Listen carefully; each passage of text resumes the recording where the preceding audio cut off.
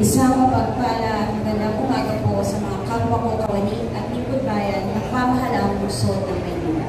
Kami po ang Manila Health Department, ang naatasang mamuno sa libuhang pagtataas ng watawat ng Pilipinas.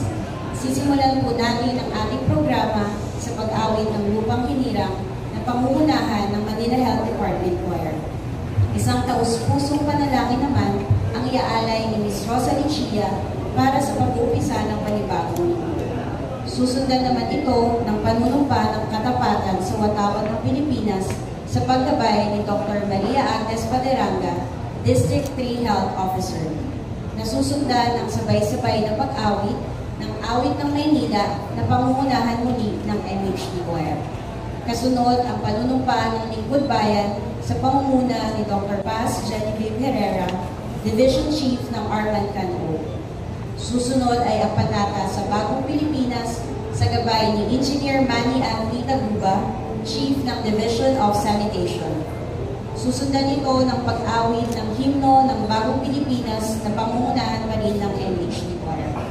Nagbibigay naman ng kanyang munting mensahe ang Officer in Charge ng Manila Health Department, Dr. Grace H. Padilla. At panghuli, ating pakinggan ang lingguhang mensahe ng inspirasyon ng ating butihing punong lungsod na si Honorable Francisco Isko Moreno Dumagoso. Atin na pong simulan ang ating programa. Okay, come on!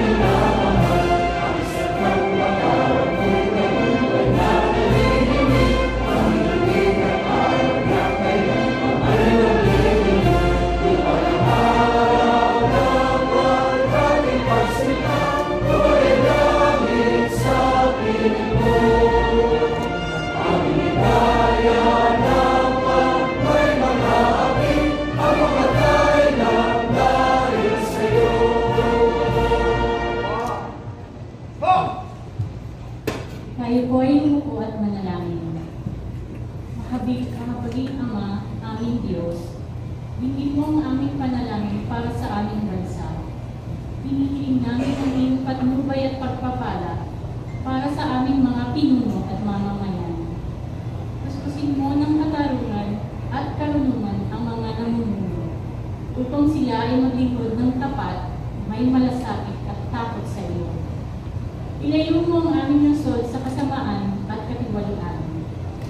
Pagalingin mo ang mga sugat na dala ng kasakiman at korupsyon, upang mapangalagaan ang kapakanan ng lahat, lalo na ng mga mahihirap na walang boses. Pawilin mo po ang di pagkakaunawaan at hindi, at itanim sa aming puso ang tunay na diwa ng pagkakaisa, paggalang at pagtutulungan para sa isang layunin. Ang tapat na paglingkod sa aming kapwa at sa aming mundo. Naway matuto kami magkaisa at magtulungan. Ano man ang aming paniniwala at pinagbibilangan, pagkaluban mo po kami ng kapayapaan sa gitna ng kaguluhan at ng pag-asa sa kabila ng mga pagsubok. Gawin mo ang sentro ng kabutihan at pagmamahala ng aming lungsod. Protektahan mo po ang bawat pamilya, bawat komunidad, at bawat tahanan. Paguhin mo po kami, Panginoon, upang maging instrumento ng iyong kapayapaan. Iniaalay namin sa iyo ang aming lungsod, sapagkat ikaw ang aming kandungan at lakas. Nananalig kami na sa iyong tulong, hindi kaming babago.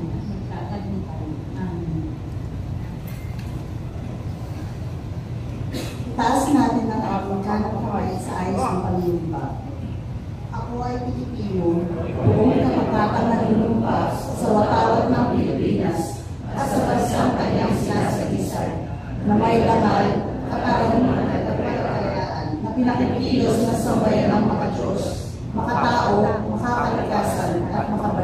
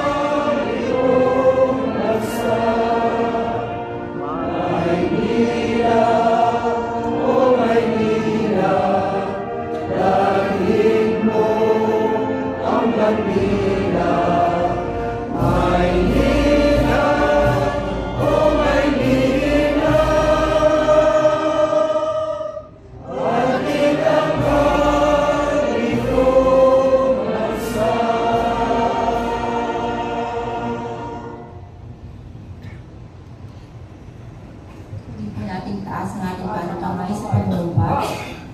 Panunumpa ng lingkod bayan. Ako ay isang lingkod bayan. Pangangalagaan ko ang tiwalang pinagkaloob ng mamamayan. Maglilingkod ako ng may malasakit, karapatan at kahusayan na walang kinikilingan. Magiging mabuting halimbawa ako at magbibigay ng pag-asa at inspirasyon sa aking kapwa lingkod bayan.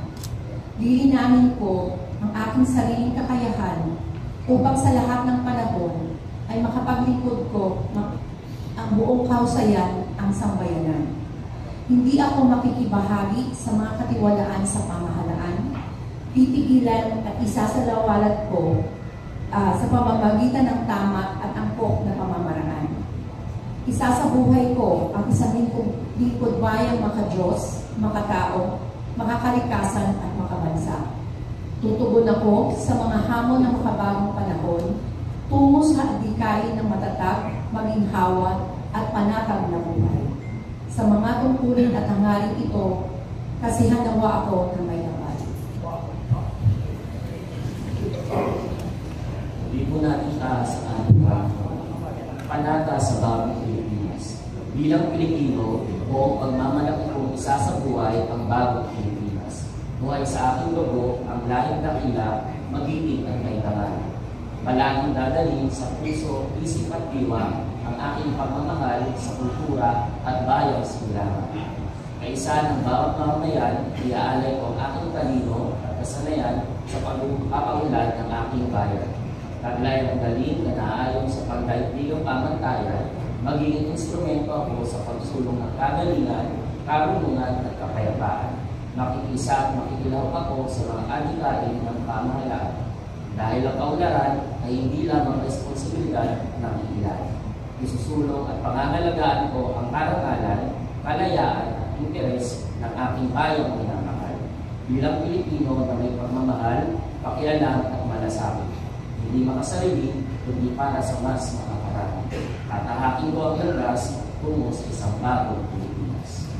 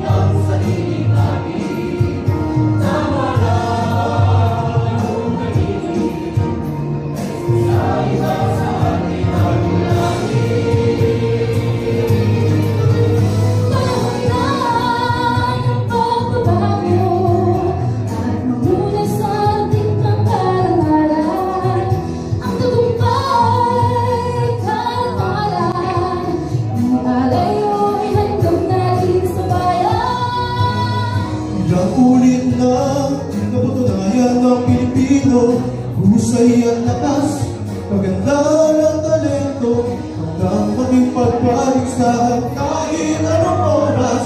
Bagong Pilipino, bagong Pilipinas.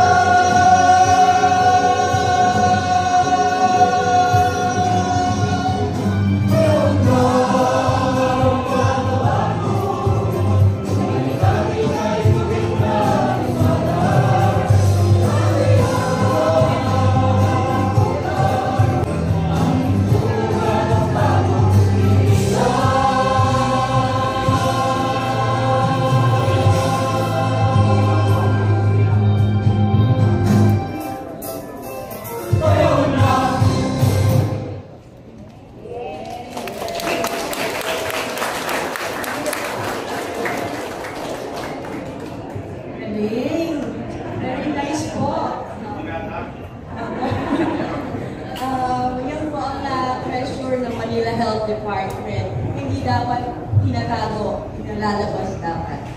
So, to our Honorable Mayor Francisco Isko Moreno Dumagoso, Honorable Vice Mayor Chi Atienza, our Honorable City Councilors of the City of Manila, to our Secretary to the Mayor, Secretary Manuel Sarcal, Chief of Staff Cesar Chavez, our City Administrator Attorney Wardy Quintos, sa ating mga department heads, Director of Hospitals, mga kasamahan ko sa Manila Health Department at sa iba't ibang health centers ng Maynila, sa ating pong mga bisita, mga sponsors, kapwa ko mawali ng lungsod ng Maynila, isang masigla at pagpalang araw po sa inyong lahat. Ang kagawaran ng kalusugan ng pamunsod o ang Manila Health Department ang nataon po na magtaas ng ating bandila ngayong linggo. Ang Manila Health Department ay masasabing isang haligi na po ng City Hall ng Maynila dahil kami po ay 83 years old na. Isang senior institution ng Maynila, need na po namin mag-insure para sumibilang. At kami po ay patuloy na nagsisilbi sa araw-araw sa lahat ng sulok ng Kamaynilaan. 30% po ng aming kawani ay retirable na. At sila po ay hindi magtatawaran ang kanilang binigay ng serbisyo sa ating departamento. Kami po ay mayroong 44 health centers, 2 lying in, isang public health laboratory at 3 cemetery. Ang Manila Health Department po ay may mga programang tinatawag na Womb to Two. Mula po sa sinapupunan ng ating ina hanggang sa pagpanaw po ng isang Manileño ay kaagapay po nila ang Manila Health Department. Kasama po sa aming programa ang Maternal and Child Health na may layuning alagaan ang mga buntis na nanay at may programa po kaming first 1,000 days sa ating mga kabataan. Simula po sa sinapupunan ng ating nanay hanggang siya po ay 2 years old. Meron po kami mga iba't ibang programa para sa kanila. Bakuna para sa sanggol hanggang 1 taon. Inaalagaan din po namin ang kanilang ngipin sa oral at dental care. Tinuturuan po namin sila tulong ng health education at pinalalakas po natin sila para hindi sila magkaroon ng sakit sa pamamagitan ng tamang nutrisyon. Pagdating po ng kanilang teenage year, iniiwasan po natin sila ay mapunta sa pagkakaroon ng teenage pregnancy. At kung sila po ay may asawa na, family planning at responsible parenthood naman po ang ating pinapatupad sa kanila.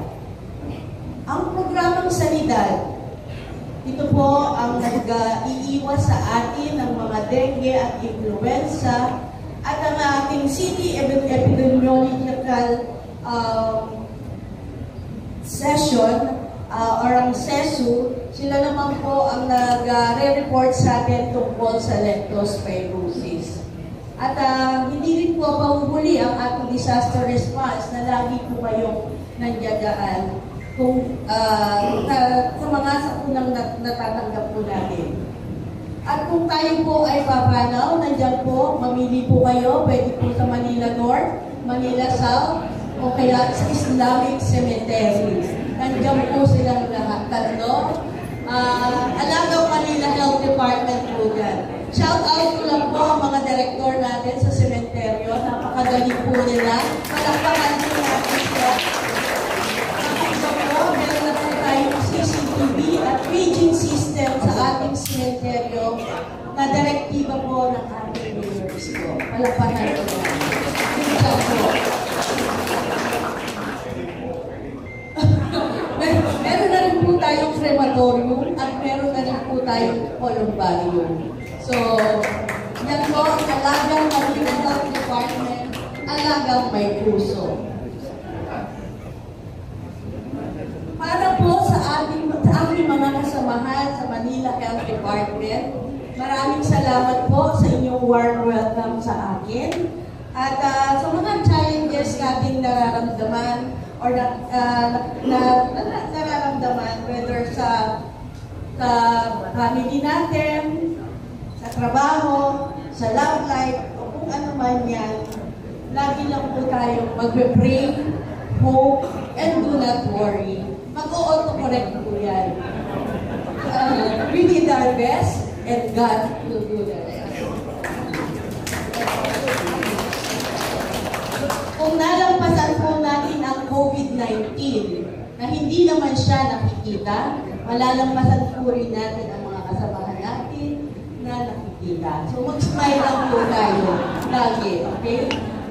At kukunin ko po ang pagkakataon na ito para magpasalamat po sa ating unang lungsod sa pagbibigay po sa akin ng opportunity to help the Manila Health Department and the Manila Health Cluster. I can vividly remember na sinabi niya sa akin, Padilla, COVID-19 ang Santa Ana Hospital. Yes, Mayor. Ang sagot. Basta nandiyan si Dr. Francisco sa likod ko at si Dr. Paul Lupan. So nakatawid po tayo sa COVID-19. Kapag babalik po niya ang kanyang standing order, Padilla, 30 days, buksan mo po ang ating Baseco Hospital. So nakabukas na po siya ng outpatient department. At Padilla, ang Hospital ng Maynila Catheterization Laboratory ay buksan natin. Nabuksan na po natin 7/10 na po. At tatlo na lang mayor, pwede na tayong mag-angioplasty. At bonus po ang kanilang dialysis center. So iyan po ay sa pamamagitan ng matibay na pamumuno ng ating punong lungsod to make Manila great again. So hindi ko na po papatagalin. Alam ko excited na po kayong marinig ang lingguhang mensahe ng ating pinakamamahal na mayor, ang ating kagalang-galang Mayor Francisco Isko Moreno.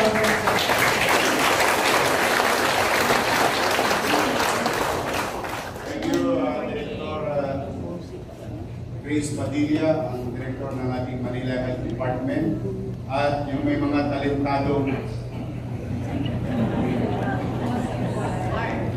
ating mga medical frontliners sa MHD at sa lahat ng mga taga-MHD. Thank you very much for hosting today's flag ceremony. Pasensya na sa ating mga empleyado. Minabuti kong loobin ngayon yung ating flag ceremony kasi kanina napansin ko na ulan. Ayoko naman kayo magkasakit. Baka naman start of the week. Sinisipon lahat. Especially nowadays, ang influenza, 5-5. It's everywhere. So, but then again, gusto ko lang tingnan yung sinabing serbisyo ni Director Padilla. the health sector is one of the top 4 priority of the city under MBN, or what you call minimum basic needs. Housing, education, healthcare, and jobs. That's where we're going to invest. Whatever money is left, whatever money is there to be utilized, most of it will be dedicated to this type of service. That's why to the Manila Health Department, totoo po yung sinabi na from boom, mauna na kayo sa boom. Mamimili ka pa. Gusto mong buo, gusto mong abo.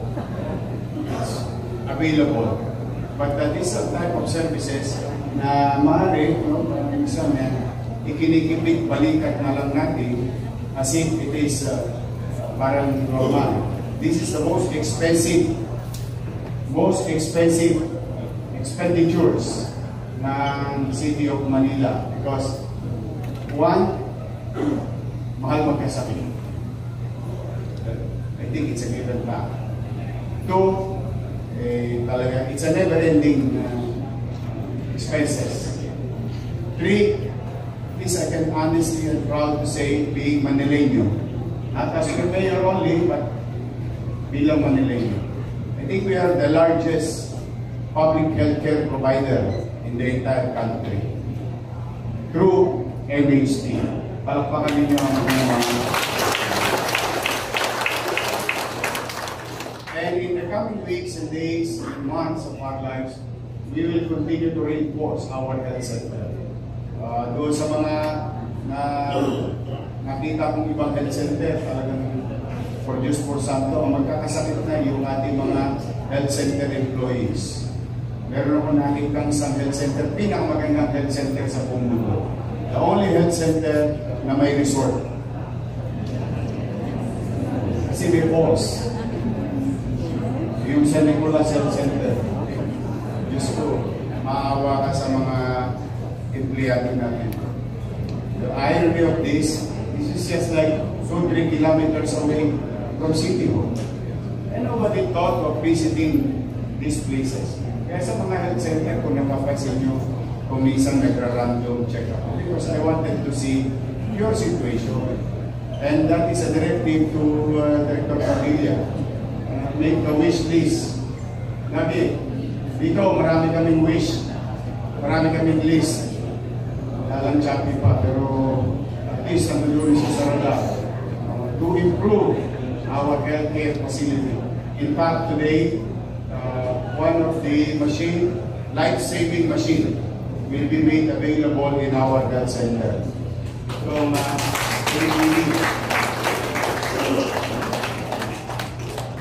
with this type of machine, if made, we really don't know kailan natin kakailanganin.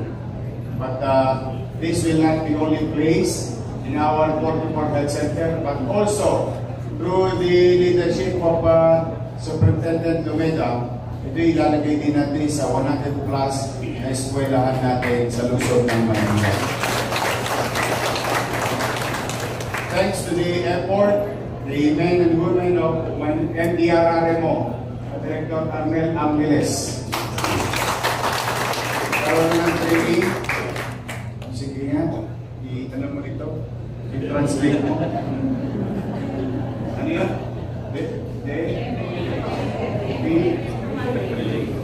Automatic. Ayun daw, i-translate mo. Ba't masama yung tinuturo mo na? Ano? Ulit, yung makina, machine, sa puso, bubuhayin.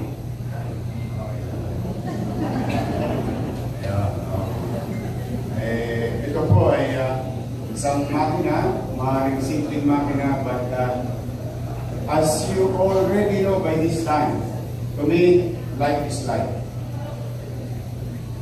I really don't mind spending millions of pesos to one person. Mabuhay lang ang tao. Ang halaga ng buhay ng tao, walang katapat na salapi. Kaya kung ako'y nasa health center o nasa ospital, at ganun yung boses ng kumakanta sa akin, Galing na ako agad. Dapat, kakatayo lagi yung ating mga gusto. Huwag yung kakatayo ng bubunin mo. Just trying to light up our Monday because it's going to be a very busy week for us. And in the coming days, it's going to be very busy for our city treasurer.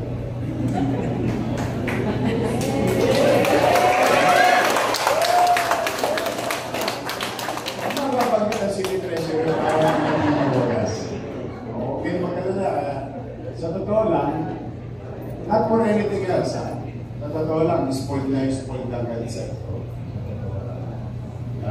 Sabi nga naman, ang kasabihan, good things come to those who wait. Masaya pa kayo 2 months ago? Tagal nyo? Malay nyo, may matagkat kayo ulit. Alam nyo yung mga taga-health sector. Medical and non-medical. And make sure we'll put a smile in your face this December. Again and again, isa lang ang pakisuyo sa inyo. Hindi perfecto ang ating gobyerno, ang ating pasilidad. Maswerte tayo ngayon. Pati sa health center, meron ng insure. Gusto ba? Gusto na? Madala ulit. Pati sa ospital, nakita ko si Director Ted Martin bibigay ng insure sa pasyente natin sa ospital, lalo na yung mga matatanda. Meron po tayong stock dyan. Kung kakasya, magpapadala tayo ulit sa health center ng ating maiwagang gatas. Gatas ang pamatas. Lalo na sa mga minamahal kong lolo at lola. Sa mga bata naman, matabay lang kayo.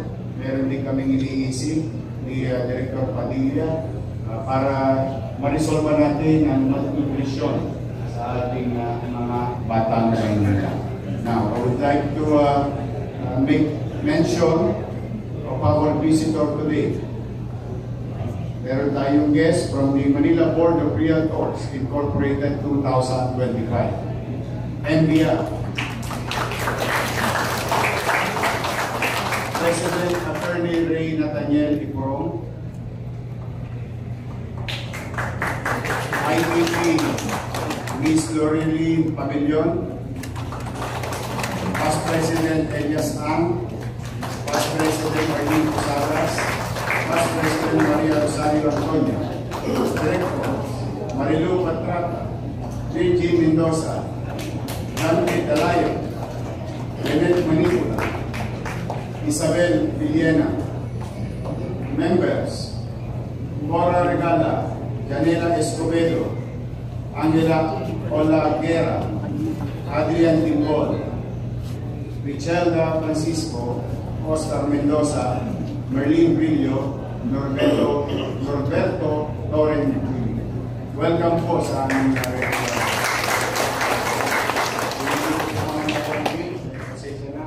pero total kayo yung maglulupa, pwede bang ibahagi nyo sa amin yung iba yung lupa? Kasi naghahanap ako ng matatayuan na hospital para sa District 2. Masyado na maliit yung hospital namin doon. It would serve its purpose. But through population growth, through demand, we need to prioritize building a new hospital, hopefully in the coming years, in preparation of continued population growth and demand for District 2 of Manila. But anyway, sa pag-resolve na kayo lupa, sasalupin namin. Bigyan nyo lang sa amin. But I'm happy to be today here visiting. So thank you very much. Okay, mag-alala. Ang inyong pamahalang lungsod, especially kayo, no? And I think you should hear this with regard to the zoning policy. Very important for your client, future client. The city of Manila used to be a headache for realty development. In the past 3 years, I've been hearing a lot of businesses and real property development because of the zoning board. There was so much abuse in the land use policy of the city.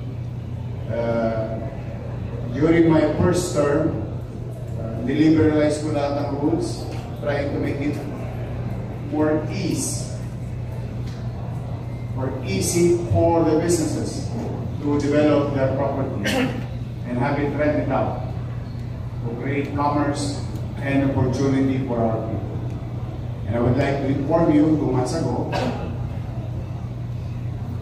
the Manila Zoning Board, through Director Mark De Leon and the members, and I, your chairman, created the new policy. The 22 requirements for compliance to zoning is now 7, down to 7 requirements. Now, if you still don't qualify, despite babang requirements, pinadali, sort of say, you're going to, if you still pay, you're going to get maybe SUP with regard to FPR or other matters to be exempted in this situation.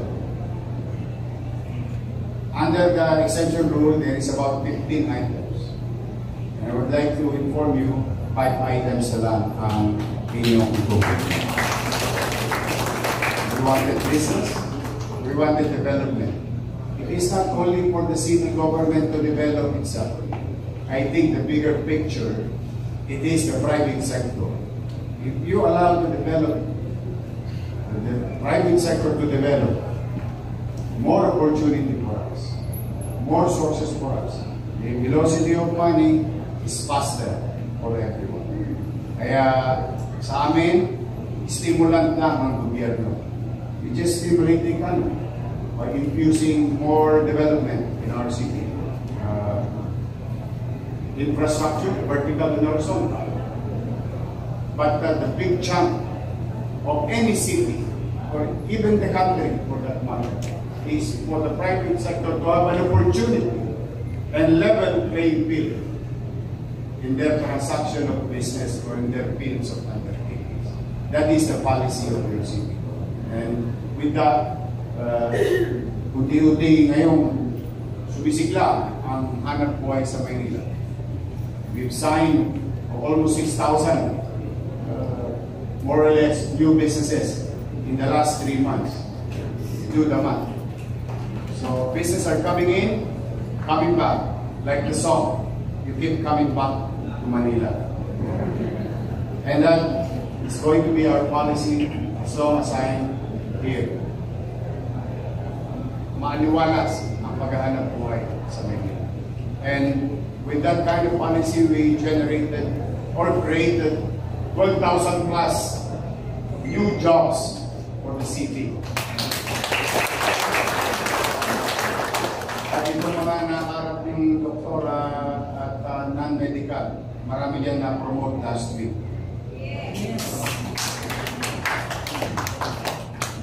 Marami ako nakapolpal dyan nung last week. But I would like to inform you, like what Director Padilla said, kapag na-aprobahan na ng DBM, the new structure, the new plantilla for Maseco Hospital is vacant. Once approved, you can apply for permanent position, especially mga JO namin. Saka yung mga wala ng growth sa kanyang office, baka meron kayong growth sa new hospital. Ano doon, pwede nyo tirahin.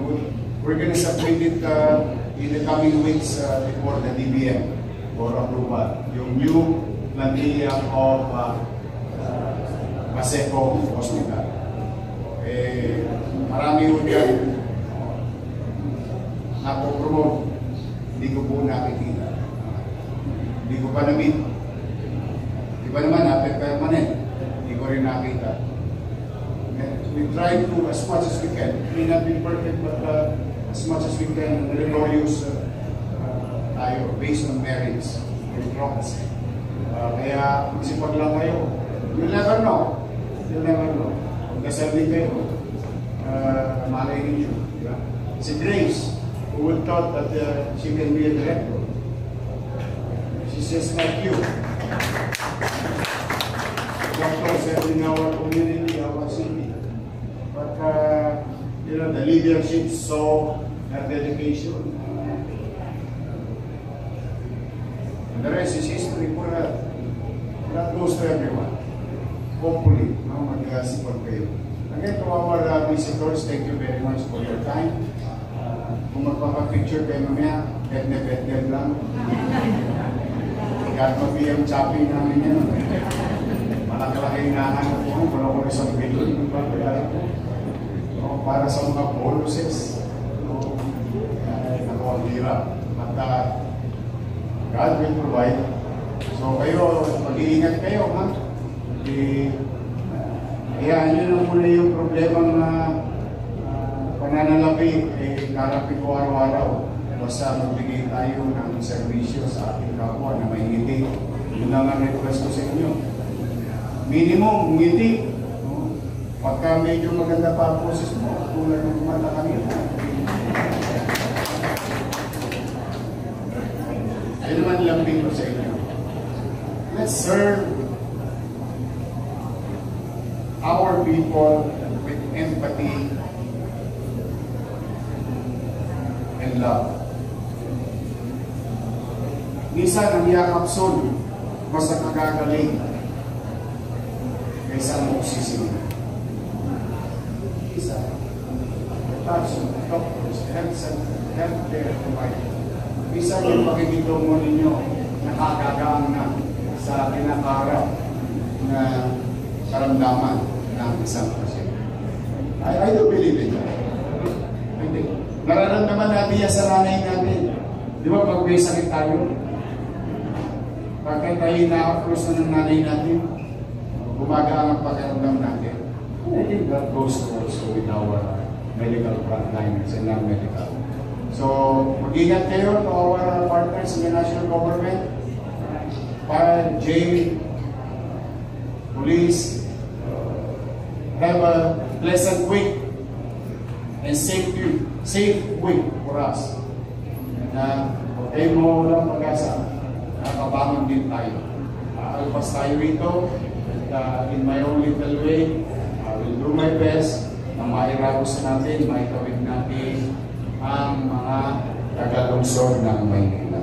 Ulit, thank you for your cooperation. I wish that God will keep you safe and healthy, serving our people this way. Congratulations sa Manila Health Department, sa North Cemetery, sa South Cemetery, sa Islamic Cemetery. Nakakarasan nyo ng maayos. Ingat kayo, palahin naman kayo ng buong may kapal. Maraming salamat po. Manila!